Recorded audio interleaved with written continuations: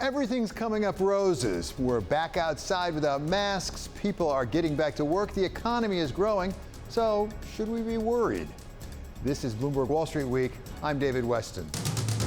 This week, Steve Rattner of Willett Advisors and Koch of Goldman Sachs on investing when so many lights on the dashboard are green. We have rarely seen so much enthusiasm, bullishness, if you want to call it that, about the market. People are worried that inflation is going to cause higher rates and disturb the equity market rally.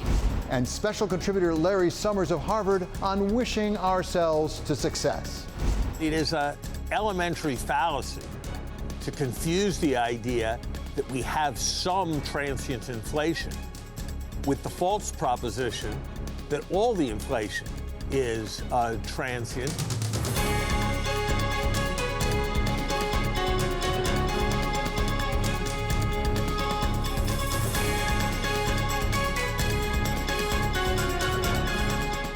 This week we saw more of everything. More stimulus as both the Fed and the ECB say they'll keep buying those bonds at accelerated rates.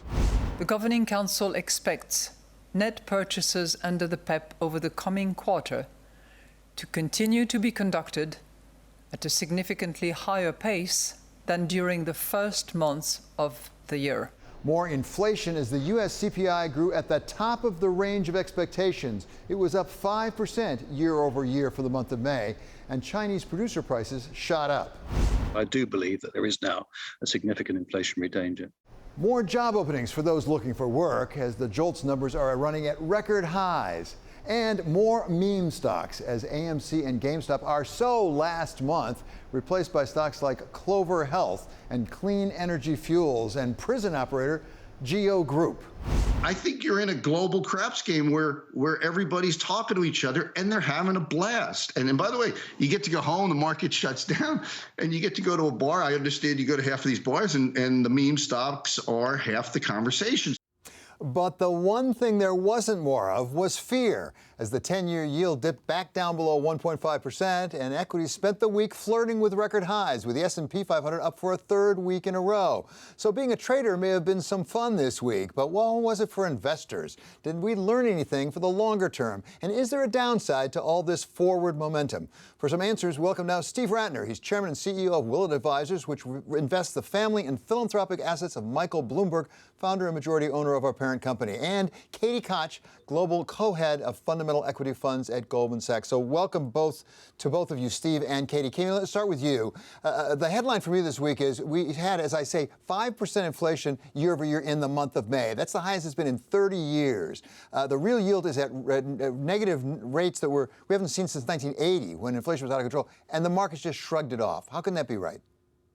Yeah, very interesting inflation print. Like you said, the CPI basket clearly showing a lot of upward pressure. And to answer your question, why is the market shrugging it off? It's obviously because the Fed is telling us this is transitory, and the market also is believing it's transitory. And that's the reason we haven't seen a lot of movement in the 10-year. And so this is what people are really going to have to get their heads around in the coming weeks as to whether or not this will unlock. Is it really a supply chain issue, as an example, that's driving that? So we have to spend some time thinking through that. But I would separate the CPI basket issue from the wage issue, and I just want to comment on that quickly. I can make a case for a lot of things in that basket being transitory. We are worried about some of the inflationary pressures that we're seeing in wages. You mentioned record jobs available, over 9 million, the biggest in history. From our portfolio companies, we're seeing some people have to increase wages by 40% to bring people back into the labor market. It may be possible, and this could be good in some ways, that we are at the precipice of a redistribution cycle from capital to labor. And that is going to have some inflationary pressures that we're really going to need to watch. And if that is the case, that will show up in margins of companies. And that's something we have to be vigilant around. So taking that all together, people think it's transitory. The market may be too complacent about this. And we're very, very focused on how it's coming through on wages. So, Steve, as a major investor, is there a danger we are being too complacent? And go back to the Fed for a second. We all like to focus on the Fed and what they're doing. They have control over things like interest rates, particularly the short end of the curve. They can really affect that. They can certainly affect financial conditions. They can't really determine inflation. They can only sort of predict where it's going. Do we think they have it right? Well, the Fed can not only predict inflation, they can create inflation, but that's maybe another story. But I think what Katie said at the beginning, all of what Katie said was, I think, dead on, but particularly at the beginning of her answer, she pointed out this disconnect between what many professional economists like Larry Summers, who I happen to agree with, as you know, but also a lot of CEOs and other people outside of the markets think is going on with what the markets think is going on. When you look at what's happening to inflationary expectations as measured by the markets, they remain, to use the Fed's famous phrase, favorite phrase and famous phrase, they remain well anchored. Whether you look at the break-evens between tips and nominals, whether you look at the forwards, whether you look at the five-year forwards, any place you look in the market, it's suggesting that inflation will remain in the 2.25%, 2.5% range. Many of the rest of us have different views about that, but that's at least what the market thinks at the moment. As and when the facts change, as Keynes famously said, we can change our minds and the market may change its mind. And to a comment you made a second ago, the Fed can control inflation and create it and stop it. But the one thing it really can't do is control the long end of the Treasury curve. And in a fight between the Fed and the markets over what happens to longer term interest rates, not the Fed funds rate, not the 2-year, but when you get out to 10, 20, and 30 years, I believe, and I think history would suggest, that the markets are more often right than the Fed is right. And that becomes a test of wills. So, Katie, you mentioned inflation, particularly when it comes to wages.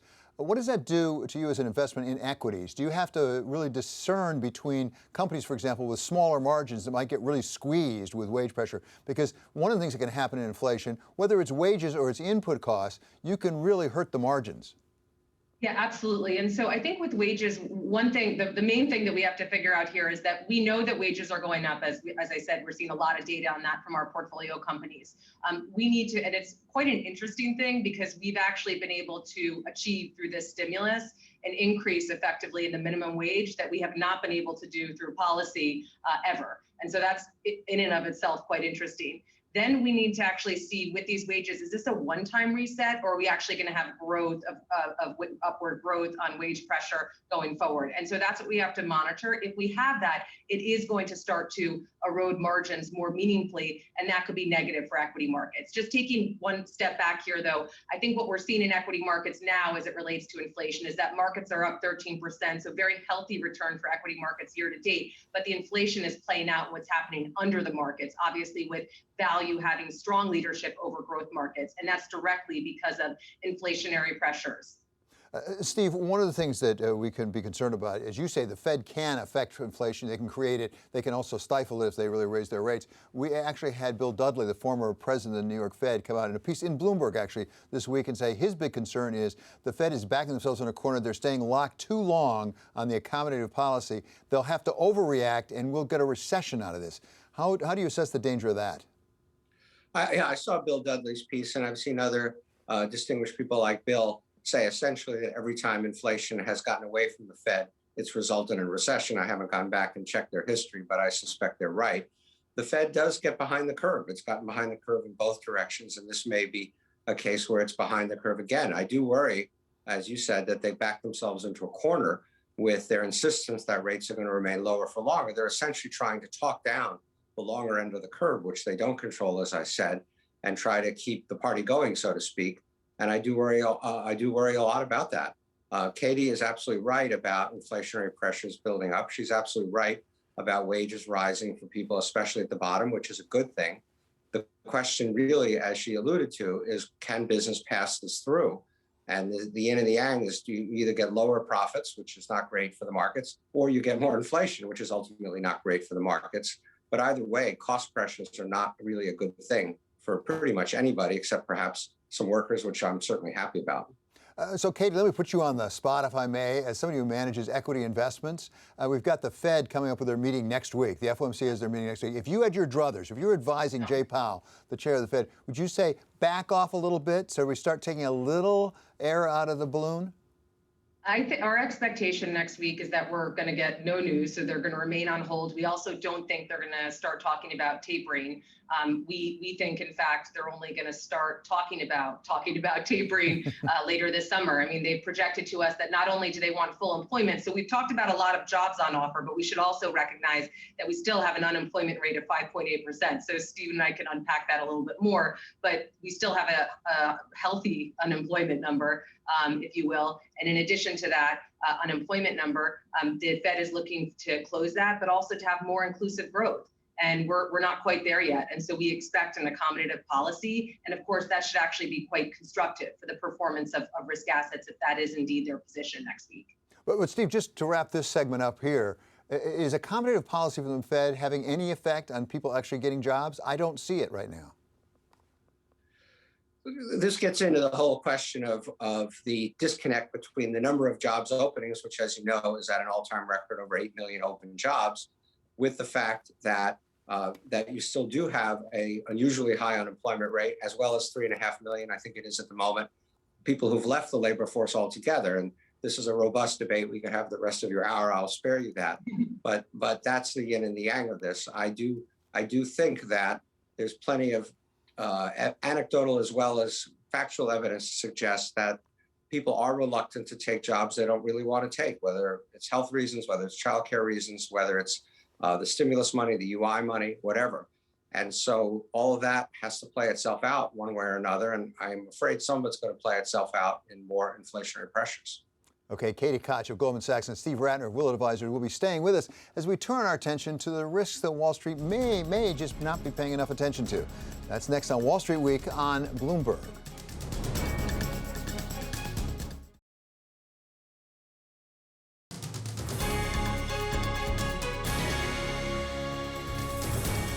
This is Wall Street Week. I'm David Westin. It isn't just the United States economy that's on a tear. Chinese PPI numbers, the best measure of inflation and generally correlated with growth over there, came in the highest since 2008, making one wonder whether that may be the place to put your money. A question I put to economic historian Neil Ferguson last week on Wall Street Week, asking him to choose between investing in the United States and investing in China.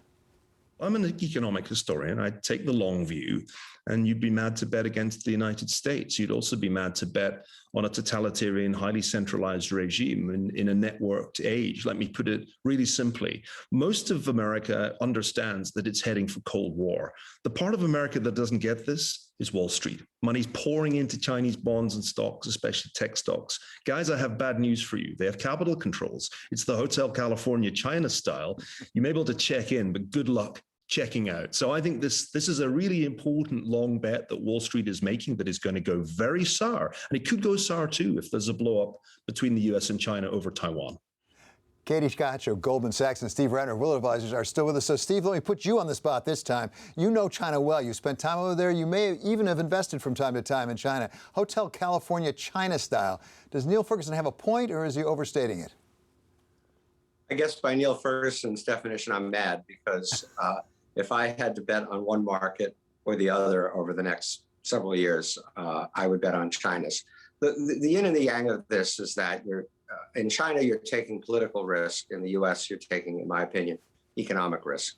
I think there are real questions around our economic policies now. There are real questions about our potential growth rate, our productivity, and so on. China is amazing. I haven't been there in a year and a half for obvious reasons, but it is the most extraordinary economic engine I've certainly ever seen in my life.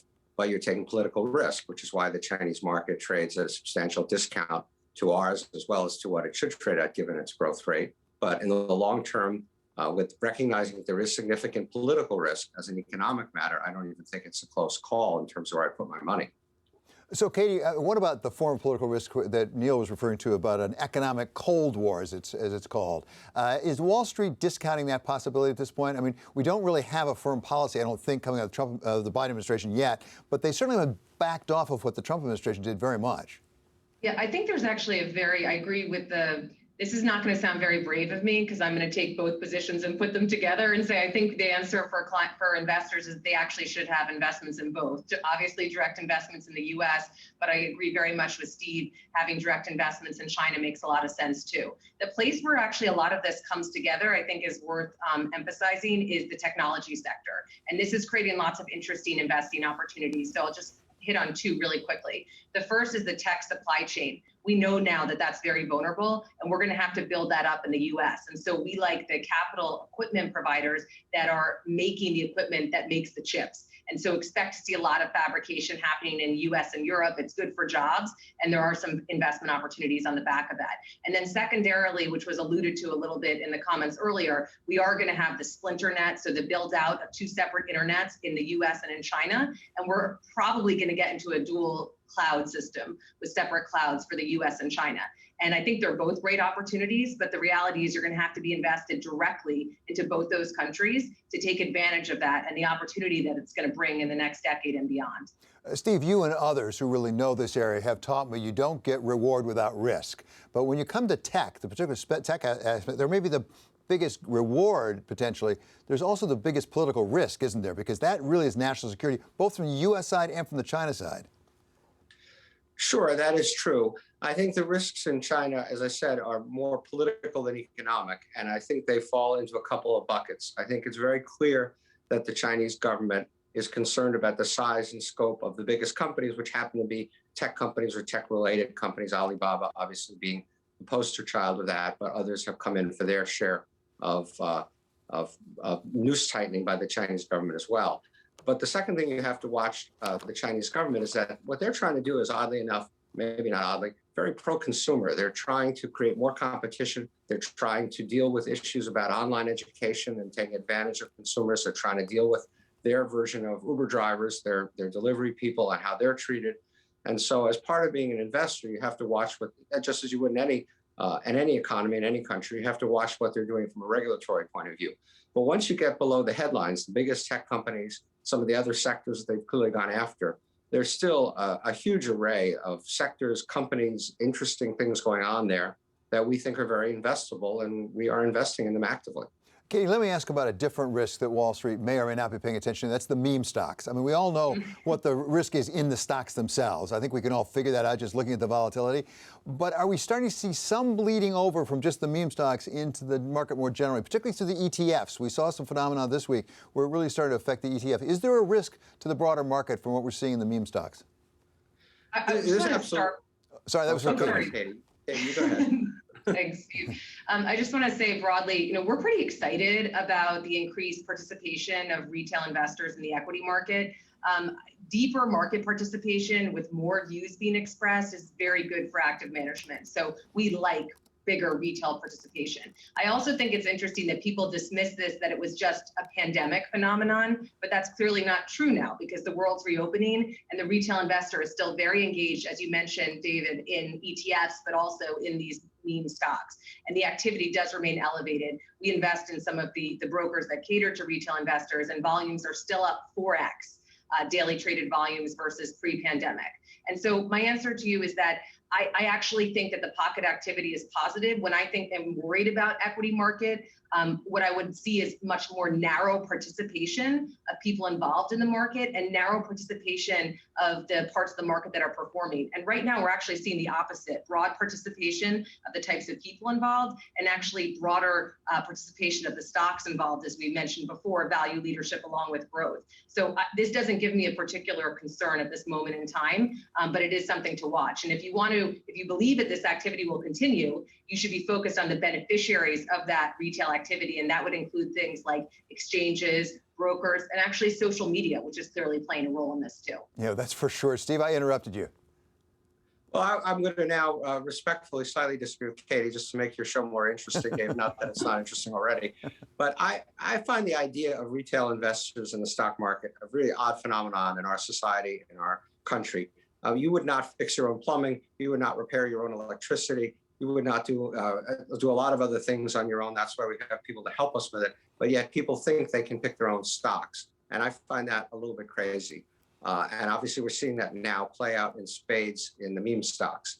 I don't exactly know what to do about it. I don't think we should ban or somehow keep people from buying stocks. I do think, and Gary Gensler, the new chairman of the SEC, has, I think, suggested he's going to do this, take a close look at payments for order flow and other things that artificially depress the cost of people of trading so that they are inclined to do more than they really should. But I do find the whole idea of individuals picking their own stocks to be a very weird phenomenon that's been with us a long time, and it's not going away. But I think they're better off giving their money to people like Goldman Sachs that can manage it well for them. There he is. You got a plug for you, Katie, and Goldman Sachs. But okay, so Katie, I'm going to give you the last word here. But it reminds me of the old saw that a lawyer has himself for a client, has a fool for a client. Steve got a point that you really wouldn't want to fix your own plumbing. Yeah, I mean, first of all, Steve, what an incredible endorsement. I really appreciate that. And so I think the answer is probably somewhere in between. I like the engagement. I like the optimism of people being involved in the equity markets, and people should do that. And they should also consider alongside that professional money managers that can get them on the right side of the disruption and innovation that's happening in the world at attractive valuations, buying long-term secular winners. So I think combining both for people is probably the healthy way to approach it. Okay, Steve, very quickly at the end, is it a canary in the mine shaft that we got too much money floating around? Absolutely. There's definitely too much money floating around. We have asset price bubbles all over the place.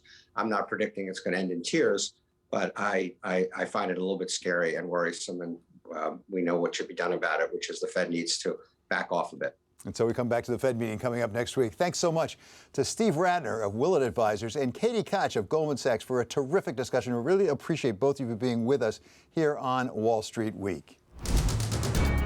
Coming up, we take a look at the week ahead on global Wall Street. This is Wall Street Week on Bloomberg.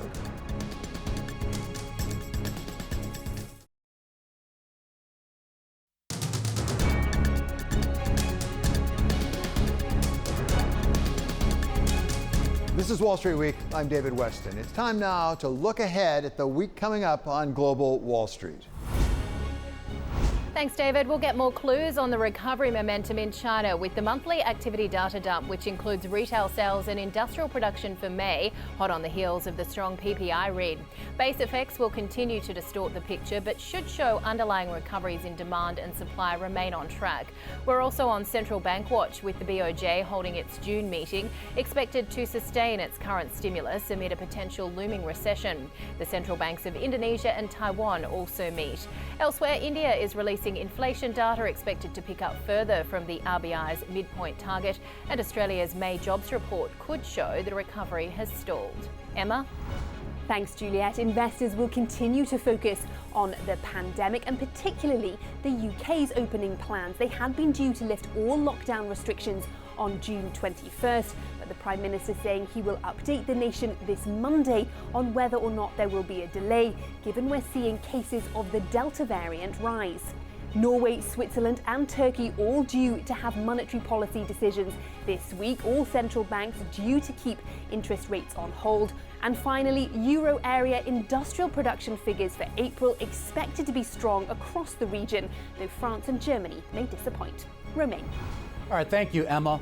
All eyes on the Fed in the week ahead as investors here in the U.S. appear to be coming around to the view that the current surge in inflation will only be temporary.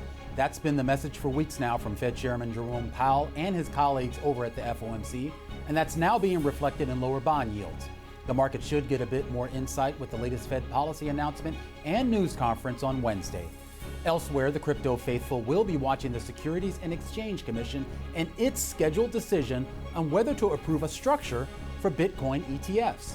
The SEC was supposed to decide in April, but it delayed that finding until June 17th to give it more time to study the issue. David? Thanks to Juliet, Emma, and Romain. Coming up, Jeff Bezos says he's going into space this summer, but can he make some money while he's up there? We asked Tess Hatch of Bessemer Venture Partners. When it comes to space companies specifically, there's additional nuances you want to factor into your consideration. This is Wall Street Week on Bloomberg.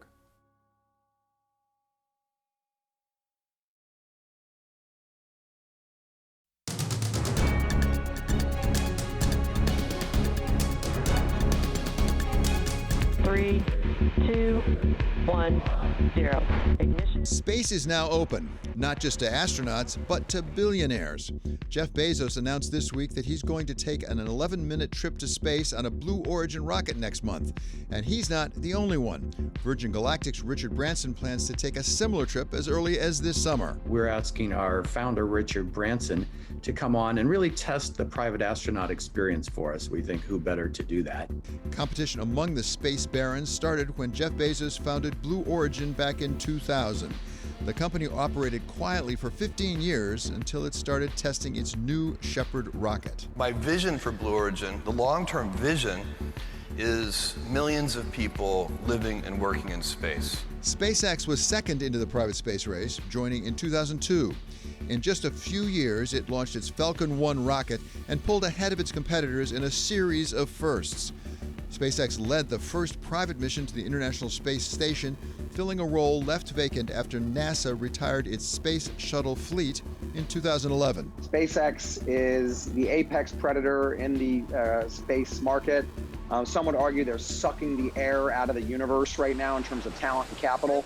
The next major milestone. While SpaceX and Blue Origin compete over NASA contracts to launch satellites and service the space station, Virgin Galactic focuses on space tourism.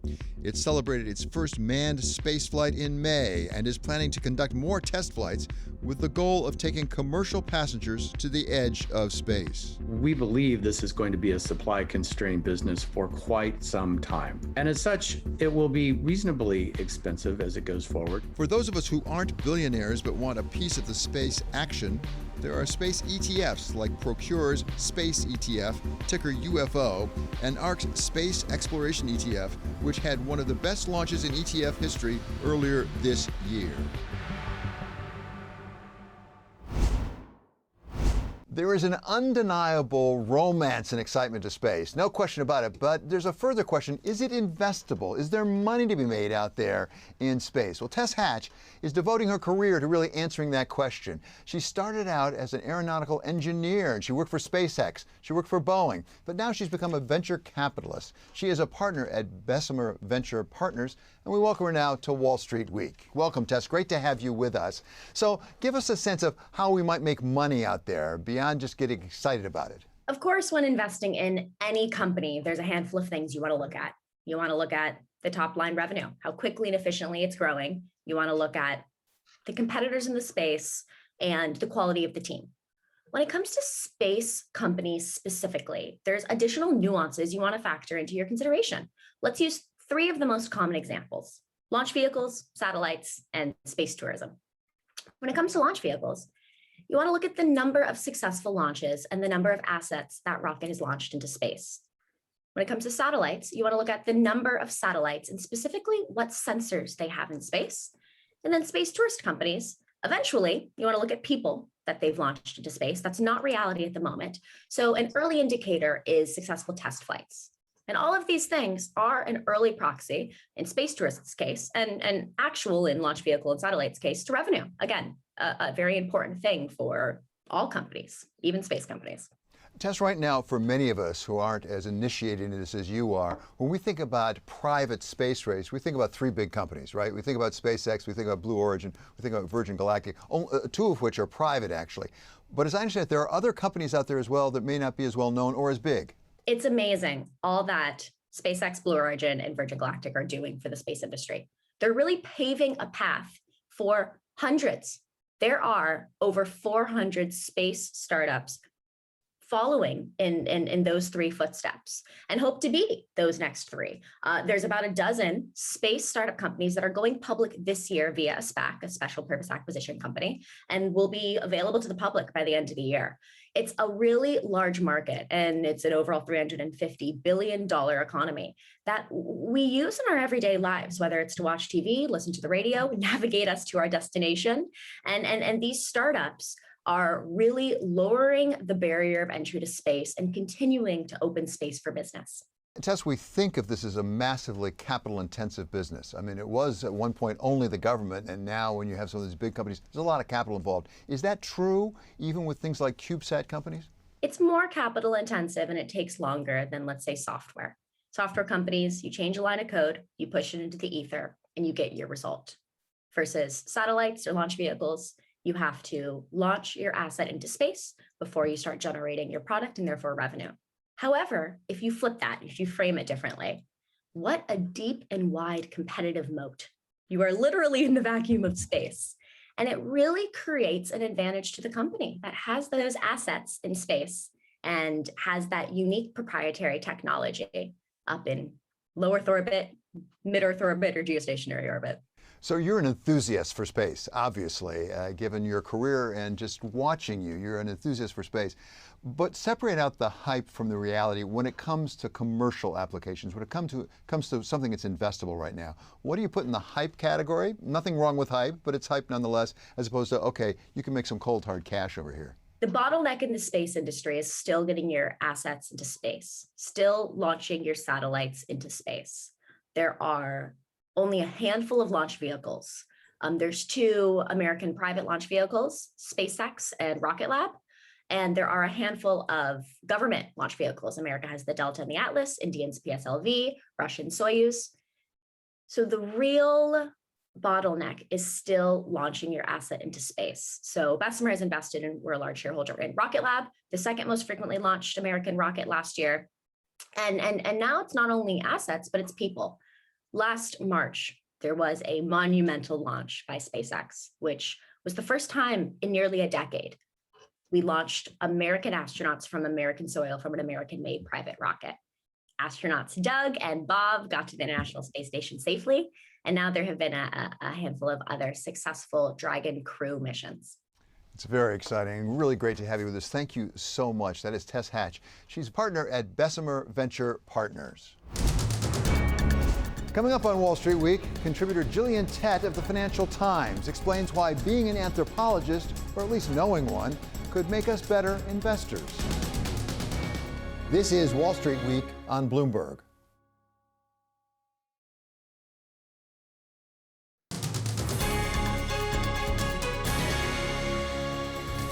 This is Wall Street Week. I'm David Westin. To those of us coming from the outside, global Wall Street might just remind us of those exotic tribes from Papua New Guinea or Borneo that we read about in our undergraduate anthropology classes. But it turns out that the similarities are more than just superficial, something it takes a true anthropologist to explain. Before she became an acclaimed financial journalist and author, Gillian Tett of the Financial Times trained as an anthropologist at Cambridge. And she brings us a different way to look at many of the stories we cover every day in her new book, Anthro Vision, a new way to see in business and life. And we welcome her now to give us some of the taste of the lessons this book has to teach us all. So welcome, Gillian. Congratulations on this book. It's a fascinating book because you go through quite a few stories, actually, that we know about and that you've covered through the years. And we think of as sort of Wall Street stories and apply an Anthro Vision, as it were, to them. We can't go through them all. I recommend somebody get the book and read it. But let's take one that's very timely right now. That's work from home. And what happened when we were forced to separate from one another, and now as we re-enter. Explain what anthropology might teach us about that phenomenon. Well, one of the things anthropology argues is that culture matters.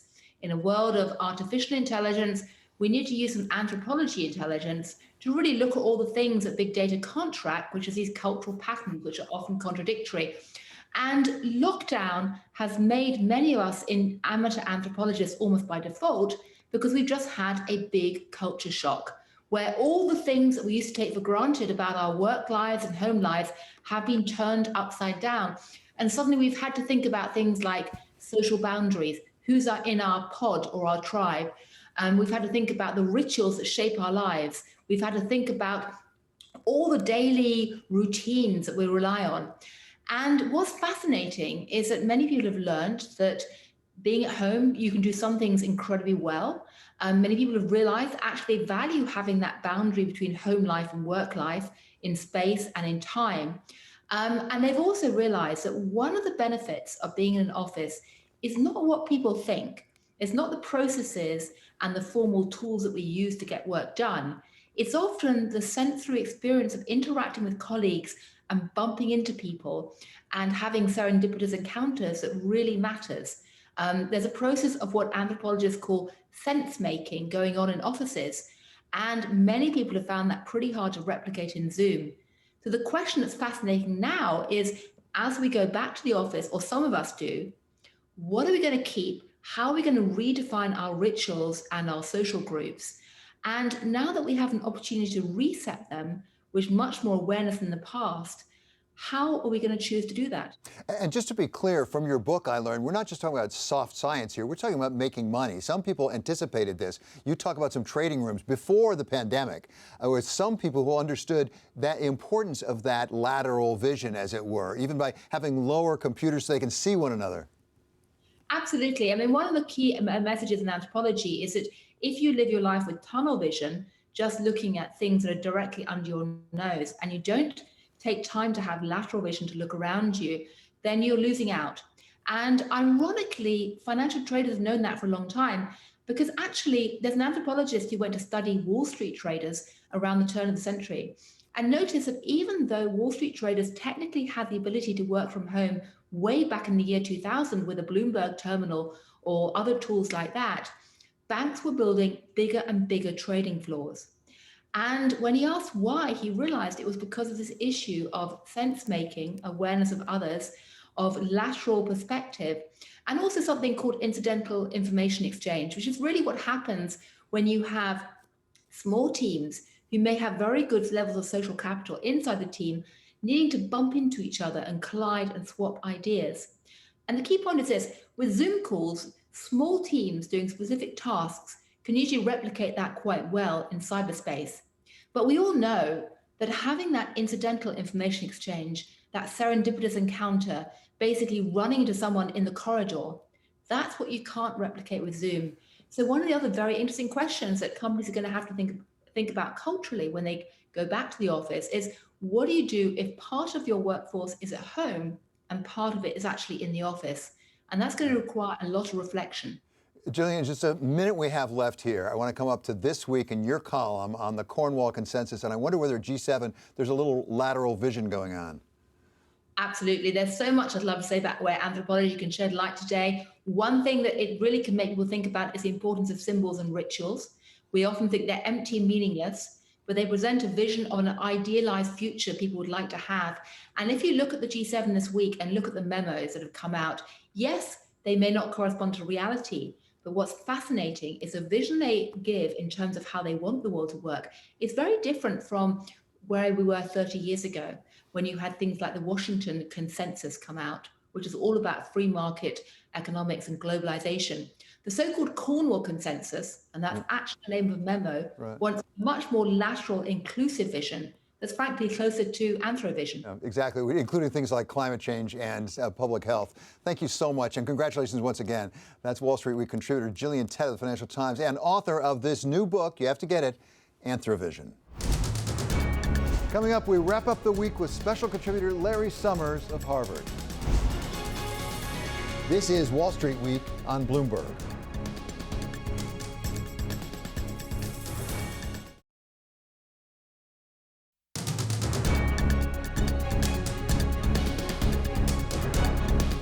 This is Wall Street Week. I'm David Westin. We're going to wrap up our week, as we always do, with our special contributor, Larry Summers of Harvard. So, Larry, thank you so much for being with us. It was another bad week on inflation. We had numbers we hadn't seen in 30 years now. For the month of May, year over year, it was 5% up in the top line number. What do you make of it?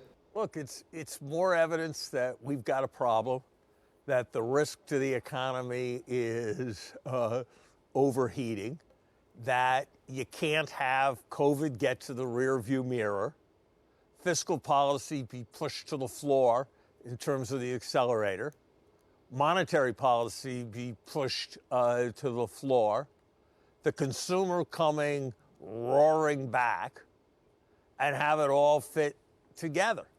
You just can't. And it's going to lead to problems, and the sooner we recognize that, the better it'll be. You know, David, here's something I think people don't appreciate that maybe is worth highlighting for your listeners. Monetary policy isn't constant.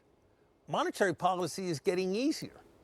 When the interest rate stays the same and inflation rises, real interest rates fall.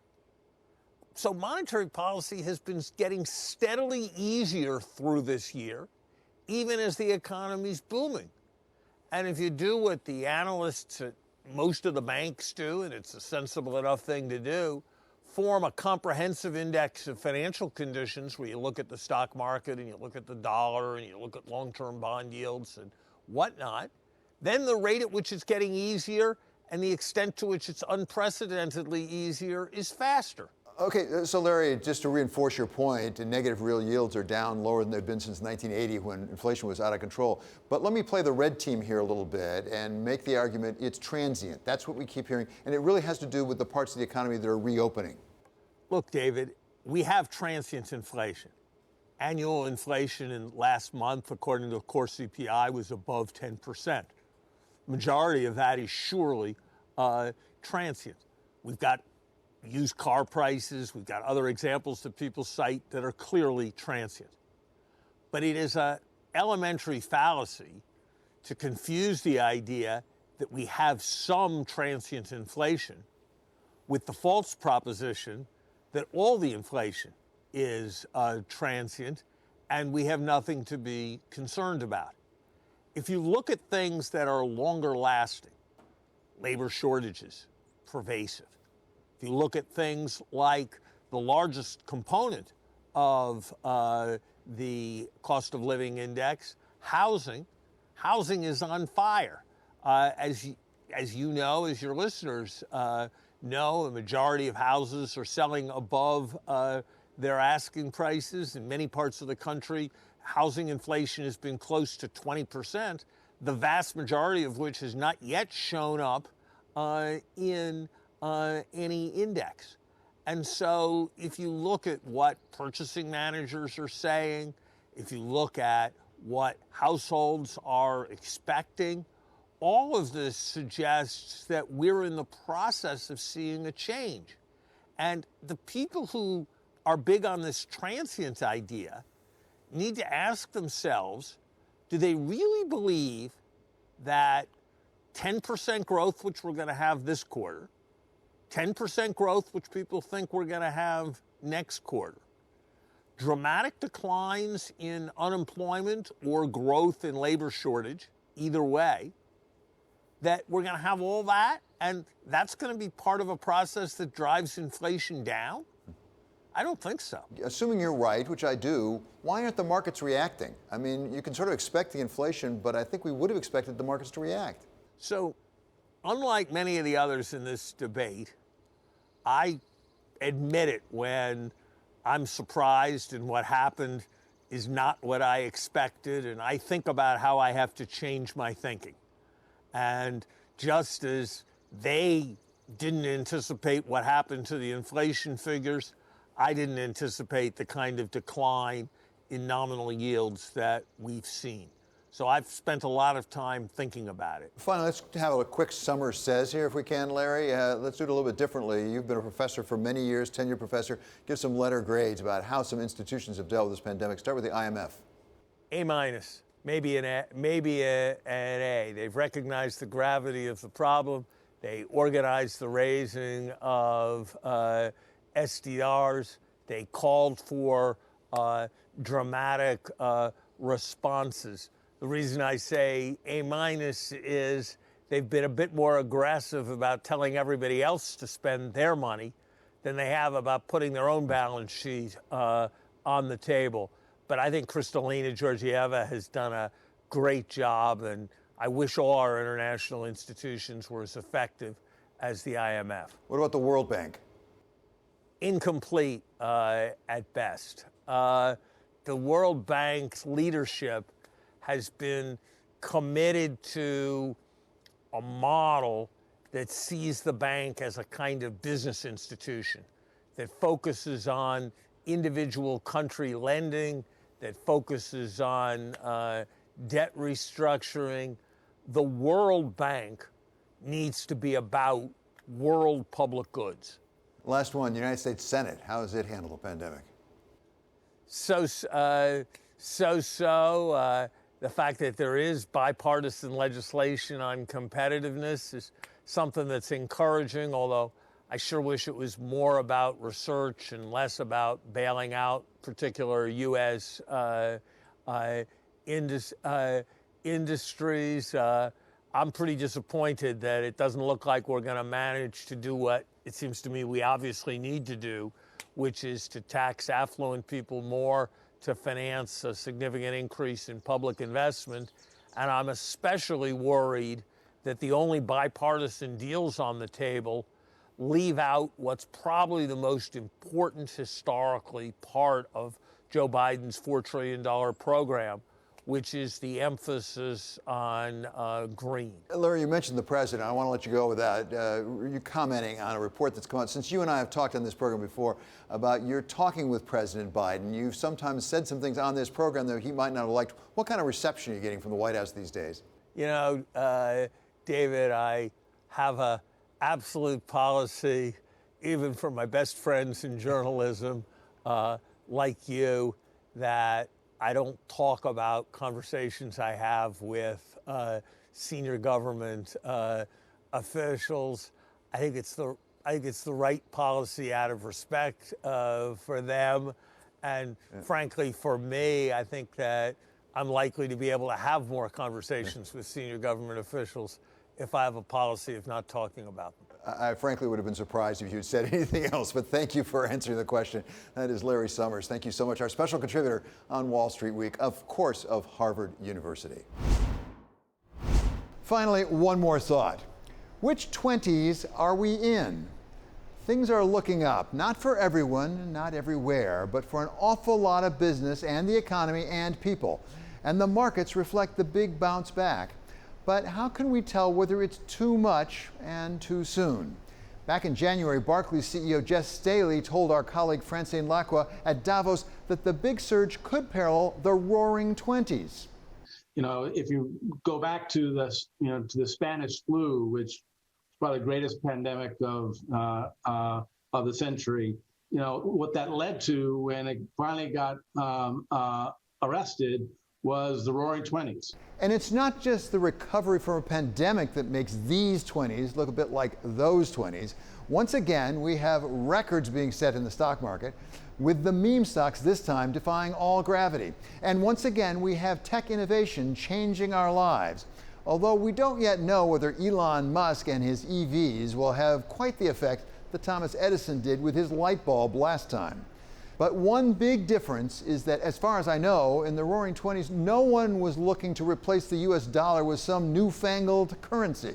Something like, say, Bitcoin that is bouncing all over the place and leading lawmakers to say something has to be done. Right now, our regulators and frankly, our Congress is an hour late and a dollar short. And we need to catch up with where these cryptocurrencies are going. It's not clear when or if regulators will get their arms around this cryptocurrency rush, but we're not waiting, no. Despite the fact that it's unstable and so far not suitable either for exchange or for storing value, we're deciding to try putting away for our retirement. As this month, For Us All, a provider of 401ks for 400 employers, announced it would team up with Coinbase to allow participants to put 5% of their retirement savings into crypto, like Bitcoin, Ether, or Litecoin. Now, this is, to be sure, only a drop in the bucket of retirement savings, but it is worth asking ourselves whether it's a sign of the times and which times. That does it for this episode of Wall Street Week. I'm David Westin. This is Bloomberg. See you next week.